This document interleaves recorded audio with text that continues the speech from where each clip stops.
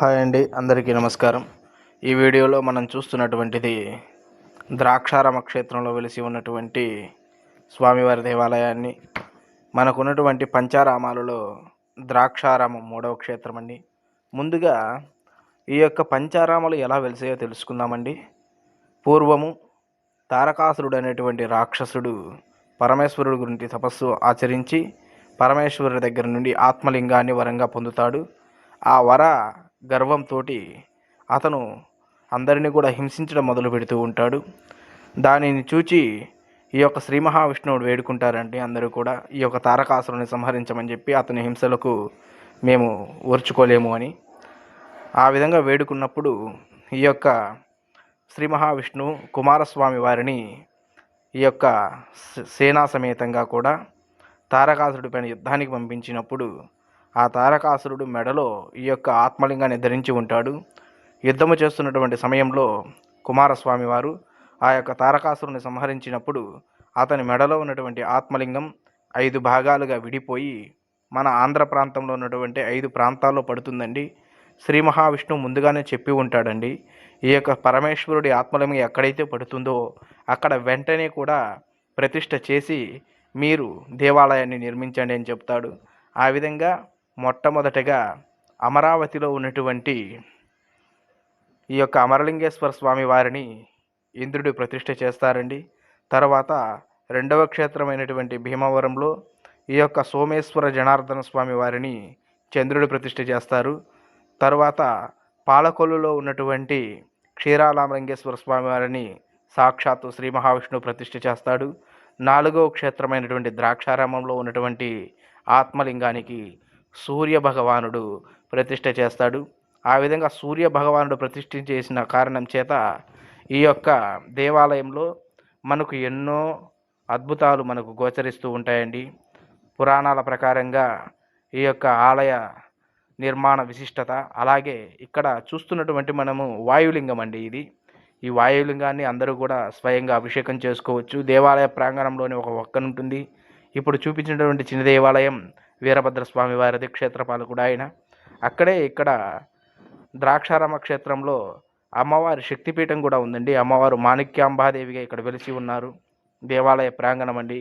మన పెద్దవాళ్ళు ఎంత గొప్పవాళ్ళు లక్షణంగా చుట్టూ పెద్ద పెద్ద ప్రాకారాలు నిర్మించి భక్తుల సౌకర్యార్థము కూడా విశాలంగా పురాణ ఆగమ శైలికి సాక్షాత్తు నిదర్శనంగా ఈ యొక్క దేవాలయాలన్నీ నిర్మించారు. ఇక్కడ మనం చూస్తున్నటువంటి కాలభైరవ స్వామి వారి దేవస్థానం. తర్వాత ఇది ఉత్తర ముఖద్వారం అండి. ఇక్కడ ధ్వజస్తంభాన్ని చూస్తూ ఉన్నాం. అలాగే ఇక్కడ పెద్ద రావి చెట్టు వద్ద నాగప్రతిష్ఠలు కూడా చేసి ఉన్నారు. సంతానాన్ని కాంక్షించే వాళ్ళందరూ కూడా వారి సంతానం కోసం ఇక్కడ ప్రతిష్ఠ చేయడం ఆనవాయితీగా వస్తూ ఉంది. ఇక్కడ దర్శించుకున్న వాళ్లకు అందరికీ కూడా సంతాన భాగ్యాన్ని ఆ యొక్క స్వామివారు అనుగ్రహిస్తారనేది కూడా ఇక్కడ మనం చూస్తూ ఉన్నాం. అశ్వత్థ వృక్షం అండి ఇది అంతా కూడా, దాన్ని రావి చెట్టు అంటాం మనం. అలాగే దేవాలయ ప్రాంగణంలో మూల విరాట్టుగా స్వామివారు మనకు భీమేశ్వర స్వామివారిగా దర్శనమిస్తారు. తరువాత 5వ పంచారామ క్షేత్రమైనటువంటి సామర్లకోటలో వెలిసి ఉన్న కుమార భీమేశ్వర స్వామివారి దేవాలయాన్ని సందర్శించామండి. ఈ యొక్క దేవాలయాన్ని సాక్షాత్తు కుమారస్వామి వారే ప్రతిష్ఠ చేశారు. ఇక్కడ స్వామివారు కూడా కుమార భీమేశ్వర స్వామి వారిగా పూజలు అందుకుంటూ మనల్ని అందరినీ కూడా అనుగ్రహిస్తూ ఉన్నారండి.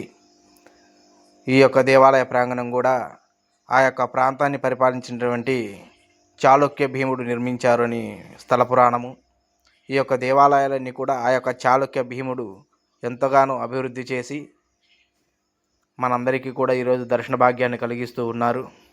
ఈ యొక్క పంచారామాలను దర్శించుకోలేని వాళ్ళు ఎవరైనా ఉంటే ఇవి మన ఆంధ్ర ప్రాంతంలోనే ఉన్నాయి కాబట్టి మీకు వీలున్నప్పుడు వరుసగా అమరావతి వీడియో చేయలేకపోయానండి. ఈ యొక్క అమరావతితో పాటుగా ఈ యొక్క 5 కూడా పంచారామ క్షేత్రాలను దర్శించుకొని ఆ యొక్క స్వామివారి కృపాకటాక్షాలు అందరూ కూడా పొందాలని కోరుకుంటూ ఉన్నాను. ఇప్పుడు మనం చూసింది కాలభైరవ స్వామి వారిని. అలాగే ఇది పురావస్తు శాఖ ఆధ్వర్యంలో సంరక్షిస్తూ ఉన్నారండి వాళ్ళందరూ కూడా. అన్నీ కూడా పురాతన దేవాలయాలు కాబట్టి మనము కూడా ఆ దేవాలయాలు సందర్శించినప్పుడు ఆ యొక్క దేవాలయాల ప్రతిష్టకు భంగం వాటిల్లకుండా, ఎటువంటి నష్టము కలగకుండా మనం కూడా నడుచుకోవాల్సిన బాధ్యత ఉందండి. అలాగే స్వామివారి దేవాలయానికి ఎదురుగా ఉన్నటువంటి పుష్కరిణి దగ్గరికి వచ్చాం. స్వామివారి పుష్కరిణి కూడా చూడడానికి చాలా బాగుందండి.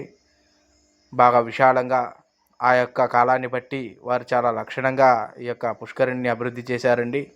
ప్రస్తుతం అయితే మాత్రము ఇక్కడ స్నానాలు చేసుకోవడానికి కొద్దిగా బ్యారికేడ్ లాగా నిర్మించారు. దాని లోపలే స్నానం చేయాలి. తర్వాత స్వామివారిని దర్శించుకున్నాము. ఇక్కడ స్వామివారి గొప్ప విశిష్టత ఏమిటయ్యా అంటే, ఈ యొక్క పంచారామాల్లో ఏ ఆరామంలోనైనా సరే స్వామివారి లింగం చాలా పొడవుగా ఉంటాయండి. మనము మొదటి అంతస్తులో ప్రారంభమైతే రెండవ అంతస్తులో మాత్రమే స్వామివారి శిరస్సు భాగాన్ని దర్శించగలుగుతాం. ఇవి ఎంతో పూర్వజనం సుకృతం ఉంటే కానీ మనం వెళ్ళలేమండి. అలాగే స్వామివారి అనుగ్రహం ఉంటే మాత్రమే మనం దర్శనం కూడా చేసుకోగలుగుతాం. మనకు దగ్గరలో ఉన్నటువంటి ఆలయాలన్నీ కూడా ఎంతో ప్రాముఖ్యత చెందినవి. వాటిని మనం ముందుగా దర్శించుకున్న తర్వాత మనకు దూరంగా ఉన్నటువంటి దేవాలయం దర్శించుకుంటే మంచిది. పెద్దవాళ్ళు కూడా మనకు అదే చెప్పారండి. చూడండి దేవాలయాన్ని ఏ విధంగా నిర్మించారు చూడండి. 2 అంతస్తులతో విశాలంగా. మనం ఇప్పుడు 2వ అంతస్తులో ఉన్నామండి. 2వ అంతస్తులో వెళుతూ ఉన్నామండి. మొదటి అంతస్తులో ప్రారంభమై 2వ అంతస్తులో మాత్రమే స్వామివారు పూర్తిగా మనకు దర్శనమిస్తారు. ఇంతటితో ఈ యొక్క పంచారామ క్షేత్రాలన్నీ కూడా దర్శించుకున్నాం.